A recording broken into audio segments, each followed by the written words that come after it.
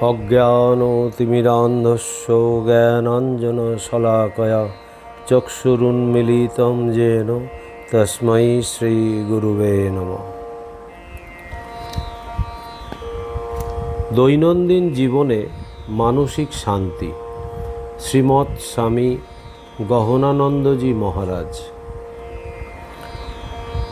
আধুনিক জীবনে ভোগের অনেক উপকরণ আছে, আর সুখান্বেষণের অনেক উপায়ও আছে, কিন্তু তবুও প্রকৃত আনন্দ বা একটা স্থায়ী তৃপ্তি আজকের মানুষের কাছে মরীচিকার মতোই অধরা। এটি একটি স্ববিরোধী বিষয়। এর কারণ কি? এর দুটি প্রধান কারণ। এক, সুখ ও আনন্দের মধ্যে পার্থক্য বোধের অভাব। সুখ হল আমাদের ইন্দ্রিয়গুলোর সাময়িক উত্তেজনাজনিত এক অনুভূতি, যা ক্ষণস্থায়ী। আর প্রকৃত আনন্দ হল ইন্দ্রিয় স্পর্শজনিত অনুভূতি থেকে স্বতন্ত্র এক বোধ, যা দীর্ঘস্থায়ী। তা অন্তর থেকে, হৃদয়ের গভীরতম প্রদেশ থেকে উৎসারিত। সুখের উৎস বা মূল হল কেবল স্বার্থ বা অহংকেন্দ্রিক প্ররোচনা। অপরদিকে আনন্দের মূলে আছে সব স্বার্থের ঊর্ধ্বে গিয়ে অপরের কল্যাণ সাধনের ইচ্ছা। ইন্দ্রিয় সুখানুভূতি পরিণামে অবসাদরূপ এক দুঃখদায়ক প্রতিক্রিয়ার জনক, কিন্তু প্রকৃত আনন্দ সর্বদাই আমাদের মানসিক স্থৈর্য ও প্রশান্তি দান করে। দ্বিতীয় কারণ হল আমাদের নিজেদের স্বরূপটির সম্বন্ধে অজ্ঞতা। আমরা সাধারণত আমাদের শরীর ও মনের সঙ্গে আমাদের নিজেদের একাত্ম করে ফেলেছি। এই একাত্মতাই অহংকারের বা আমাদের মধ্যে একটা নিকৃষ্ট সত্তারূপ মিথ্যা জ্ঞানের জন্ম দেয়। কিন্তু বেদান্ত বলে আমাদের প্রকৃত স্বরূপ হল সেই সত্তা যাকে আত্মা বলা হয়। এই আত্মা শরীর ও মনের অতীত। এই আত্মাই সমস্ত আনন্দের উৎস।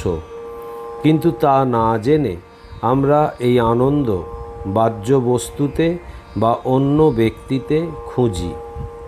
অতএব বলতে হয়, যদি আমরা পরিপূর্ণ তৃপ্তি, প্রকৃত আনন্দ বা স্থায়ী শান্তি পেতে চাই, তাহলে আমাদের এই নিকৃষ্ট বা ক্ষুদ্র সত্তার ঊর্ধ্বে যেতে হবে এবং সেই উৎকৃষ্ট সত্তা, যা আমাদের প্রকৃত স্বরূপ, আমাদের চেতনার মূল উৎস, তাকে আবিষ্কার করতে হবে। আধুনিক জীবনের সবচেয়ে সাধারণ সমস্যাগুলোর একটা হলো অস্থিরতা ও উদ্বেগের দিকে ঝোঁক, যা মনকে সর্বদা দুশ্চিন্তা ও নিরাপত্তাহীনতার চিন্তায় নিমগ্ন করে রাখে। এটাই মনের উপর চাপ বৃদ্ধির প্রধান কারণ বলে সুবিদিত। আর এই মানসিক চাপই বদহজমজনিত, আন্তরিক ক্ষত ও রক্তচাপজনিত নানা রোগের ঘটক। অবশ্য কিছুটা তো মনের চাপ স্বীকার করতেই হয়, যা আমাদের জীবনের কোনো লক্ষ্যে পৌঁছতে বা জীবনে প্রাপ্তিযোগ্য কিছু পেতে গেলে অপরিহার্য। এই চাপটি স্বাভাবিক। এই চাপ অস্বাভাবিক হলেই মানসিক ও শারীরিক নানা সমস্যার কারণ হয়। তখনই শরীর, মন নিত্য দুশ্চিন্তা ও উদ্বেগের শিকার হয়। এই দুশ্চিন্তা বা উদ্বেগ বিশেষত প্রশাসক বা ব্যবসায়িক কর্মকর্তাদের, যাদের প্রায় নানা সমস্যার মধ্যেও প্রয়োজনীয় সিদ্ধান্তাদি নিতে হয়, তাদের ক্ষেত্রে বিষম আকার ধারণ করে। নিত্য উদ্বিগ্ন বোধ করার প্রধানত দুটি কারণ। তার মধ্যে একটি হলো আমাদের নিম্নতর সত্তাটি থেকে নিজেকে স্বতন্ত্র রাখার অক্ষমতা। নিরাসক্ত থাকাটা আমাদের কাছে কষ্টকর হয় তখনই যখন আমাদের কোনো অবলম্বন থাকে না। কিন্তু যখন আমরা আমাদের ব্যক্তিত্বের এক উচ্চতর মাত্রার, উচ্চতম আত্মসত্তার বা আমাদের আত্মস্বরূপের সম্বন্ধে অবহিত হই, যা নিত্যমুক্ত, নিত্য শুদ্ধ, নিত্য আনন্দময়, তখন আমাদের পক্ষে নিরাসক্ত হয়ে থাকার অভ্যাস করাটা অপেক্ষাকৃত সহজ হয়ে দাঁড়ায়। উদ্বেগের আরেকটি কারণ হলো যে জীবনটা অনিশ্চয়তায় পূর্ণ। সব কিছু আমরা যেমনটি চাই, যেমনটি আমাদের ইচ্ছা, তেমনটি সবসময় হয়ে ওঠে না, কারণ আমরা তো আর সবসময় ভবিষ্যতের ঘটনাবলী আগে থেকে দেখতে পাই না। এখানেও বেদান্ত আমাদের সাহায্যের জন্য এগিয়ে আসে। বেদান্ত আমাদের জীবনের মৌলিক সংহতিটিকে চিনিয়ে দেয়। জীবনের ভিন্নতা, বিরোধ, অনিশ্চয়তা ইত্যাদির অতীত সব কিছুর ভিত্তিস্বরূপ একটি একত্ব বিদ্যমান, যা চেতনার ছন্দটাকে ধরে রাখে। এই মৌলিক ঐক্যটিকে গণ্য করা হয় এক, ব্যক্তি ঈশ্বর হিসেবে। বেশিরভাগ ধর্মই যা মনে করে, নয়তো নৈর্ব্যক্তিক এক চরম সত্তা হিসেবে, যাকে বেদান্ত ব্রহ্ম বা পরমাত্মা বলে। যেভাবেই আমরা এই সত্যটিকে বুঝতে যাই না কেন, যেটি প্রয়োজনীয় তা হলো এইটি বোঝা যে একটি বিশ্বজনীন নিয়ম আমাদের জীবনের ঘটনাগুলিকে নিয়ন্ত্রণ করে। এমন একটি চরম শক্তি আছে যা কিনা মানুষের অদৃষ্টকে পরিচালিত করছে। আমরা যদি ওই শক্তিটির কাছে প্রার্থনা বা ধ্যানের সহায় নিজেদের উন্মোচন করি এবং জীবনের তালটি ওই বিশ্ববিধানের সঙ্গে মিলিয়ে চলতে চেষ্টা করি, তাহলে আমরা আমাদের জীবনের নানা পরিবর্তন বা অনিশ্চয়তার ভাবনা থেকে আমাদের মনকে মুক্ত রাখতে পারব। ফলে ওইসবের দ্বারা আমাদের যে মানসিক প্রশান্তি নষ্ট হয় তা আর হবে না।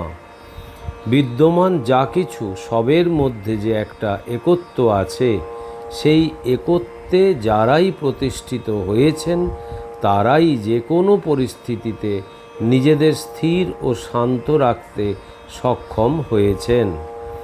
বেদান্তের মূল যে উপনিষদ সমূহ, তার মধ্যে একটি বলছেন, যস্মিন সর্বাণি ভূতান্নাত্মৈ বাভু দ্বিজনত তত্র কো মোহ ক শোক একত্বম অনুসত।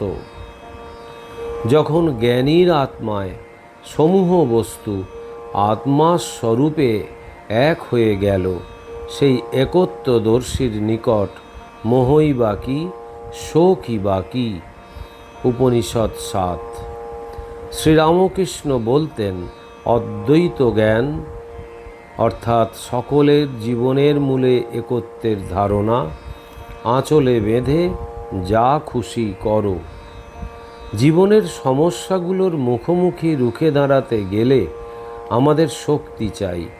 প্রায় আমরা বাইরের বস্তু থেকে, যেমন টাকা পয়সা, মানুষজন, অথবা আমাদের নিজেদের যা কিছু বাহ্য সম্বল বা এমনকি আবেগের তাড়না থেকেও শক্তি সংগ্রহ করতে চেষ্টা করি। পরিণামে কিন্তু দেখি যে প্রকৃত শক্তির উৎস আমাদের ভেতরেই রয়েছে। বেদান্ত মতে আমাদের অন্তর্নিহিত আত্মস্বরূপই সকল শক্তির প্রকৃত উৎস। স্বামী বিবেকানন্দ বলেছেন, নিজের যথার্থ স্বরূপের শিক্ষাই নিজে গ্রহণ করো এবং প্রত্যেককে এই শিক্ষাই দাও। নিদ্রিত আত্মাকে জাগাও, দেখো তিনি কেমন জাগ্রত হন। যখন এই নিদ্রিত আত্মা স্বীয় চেতনায় সক্রিয় হয়ে জেগে উঠবেন, তখনই আসবে শক্তি, আসবে গৌরব, আসবে মঙ্গল, আসবে পবিত্রতা, সর্বোৎকৃষ্ট যা কিছু সবই আসবে। যেহেতু আমাদের মধ্যে যে মহত্তর আত্মা, তিনিও পরমাত্মা একই, যিনি সচরাচর ঈশ্বর বলেই পরিচিত। আমরা সেই জন্য ঈশ্বরকেই সকল প্রকার শক্তির উৎস বলেও মনে করতে পারি। কিন্তু সবথেকে প্রয়োজনীয় তা হলো আমাদের মধ্যেকার সেই দৈব শক্তির প্রকাশের পথটি খুঁজে বার করতে হবে। মন যখন শান্ত হয়, স্থির হয়, কেবল তখনই অন্তর্নিহিত দৈব শক্তি প্রকাশিত হওয়ার পথটির বা সেই মহত্তম আত্মার আবিষ্কার সম্ভব হয়। অতএব মনকে স্থির করতে, ইন্দ্রিয়গুলির বিক্ষোভ বন্ধ করতে কিছু নিয়ম কৌশল মেনে চলার প্রয়োজন। এর জন্য কতকগুলো নিয়ম রয়েছে, যেমন আত্মবিশ্লেষণ, প্রার্থনা, ধ্যান এবং মন্ত্র জপ।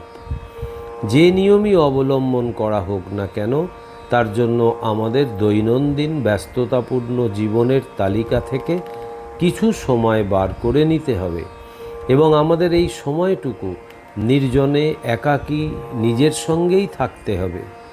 শ্রীরামকৃষ্ণ বলতেন, ধ্যান করবে মনে, বনে ও কোণে। এমনকি প্রত্যহ আধ ঘন্টা কি 15 মিনিট হলেও আমাদের জীবনের বিক্ষুব্ধ স্রোতস্বিনীটি থেকে একটু দূরে দাঁড়িয়ে আমাদের চিন্তাগুলোর জমা খরচটায় একটু চোখ বুলিয়ে নিরীক্ষণ করে নিতে হবে। এটি আমাদের মধ্যে র্যাডারের কাজ করবে এবং বিশ্ব জীবনের সঙ্গে আমাদের ঠিকমতো খাপ খাইয়ে নিতে সাহায্য করবে।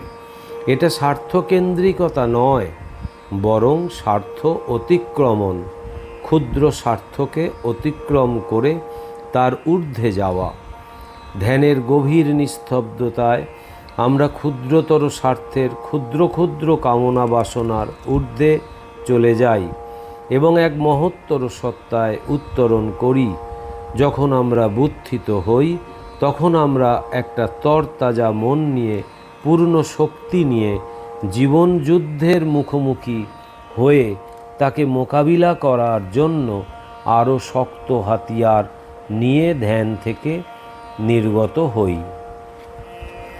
ভগবান শ্রীরামকৃষ্ণ, শ্রী শ্রী মা এবং স্বামীজির নিকট প্রার্থনা করি, তারা আমাদের উপর তাদের আশীর্বাদ বর্ষণ করুন, যাতে আমরা মানসিক শান্তি ও জীবনের পরিপূর্ণতা লাভ করতে পারি।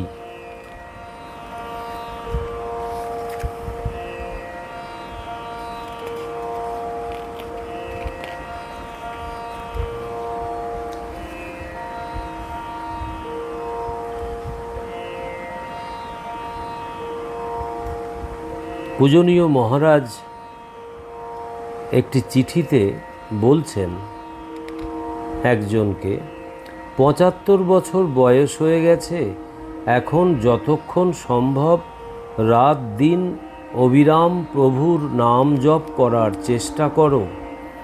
বই ও পত্রিকাতে এখন আর কি পাবে? 10-20 বছর এখনও সময় আছে, প্রভুর নাম জপ করতে থাকো। সংসারের যাবতীয় কামনা বাসনা, এমনকি শান্তির কামনাও শ্রী শ্রী প্রভুর পাদপদ্মে সমর্পণ করে দাও। আরেকটি চিঠিতে পূজনীয় মহারাজ বলছেন, তুমি মঠে প্রবেশ করেছ, এখন তোমার প্রথম কর্তব্য হল শ্রী শ্রী ঠাকুর, শ্রী শ্রী মা এবং আমাদের স্বামীজি মহারাজ এবং ওনার গুরু ভাইদের জীবন এবং উপদেশগুলোর সঙ্গে পরিচিত হওয়া। যেমন লোকে মন্দিরে প্রবেশ করার আগে গঙ্গা স্নান করে, তারপর সংস্কৃত ভাষা রপ্ত করার চেষ্টা করো। তোমার আশ্রমের মহারাজদের কাছ থেকে শেখো। এরপরে আরেকটি চিঠিতে মহারাজ বলছেন, শ্রী শ্রী মায়ের অতিরিক্ত এই সংসারের কোনো অস্তিত্ব নেই, আর তুমি বলছো মাই রক্ষা করতে ইত্যাদি। জগতের আশ্রয়ই মা, সৃষ্টি স্থিতি সংহার কর্ত্রী মাই আছেন। ওনার মধ্যে তোমার আমার সবার সৃষ্টি স্থিতি সংহার আশ্রিত আছে। যা কিছু হয়েছে মায়ের আশ্রয় থেকেই হয়েছে। তুমি যা করেছ বা তোমার দ্বারা করা হয়েছে বা যেটা মা তোমায় দিয়ে করিয়েছেন, মনে করবে ওনার ছত্রছায়ায় থেকেই তুমি করেছ। আমায় বা অন্য কাউকে এসব কথা বলা বা লেখার কোনো দরকার ছিল না। এগুলোকে ভুলে যাও। মায়ের উপর মনোসংযোগ করলে মায়ের কথা ছাড়া অন্য কথা নিয়ে চিন্তা করার প্রয়োজন হবে না। জানবে যেটা তুমি ভুল মনে করেছিলে সেটাও এক ধরনের তপস্যা ছিল।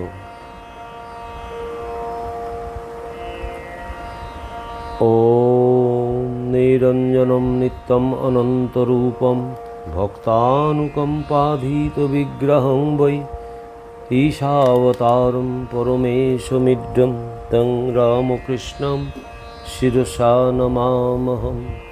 শ্রীরামকৃষ্ণার্পণমস্তু।